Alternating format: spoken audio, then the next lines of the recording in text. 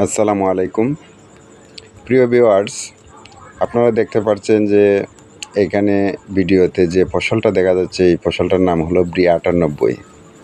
এই ফসলটি সাধারণত আউশ ফসল, আউশ সৃজনের জন্য উপযোগী ফসল। তো আমি আসলে পরীক্ষামূলকভাবে এই ফসলটি উৎপাদনের চিন্তাধারা থেকেই আমি ৩ বিঘা জমিতে এই ফসলটি রোপণ করেছি।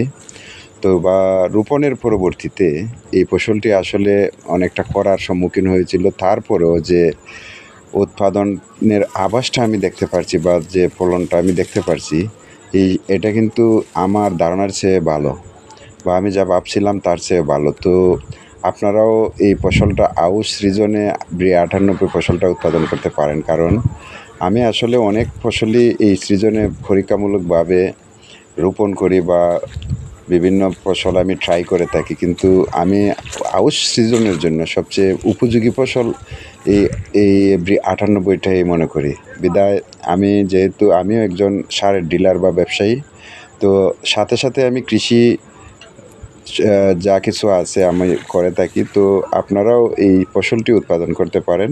ধন্যবাদ।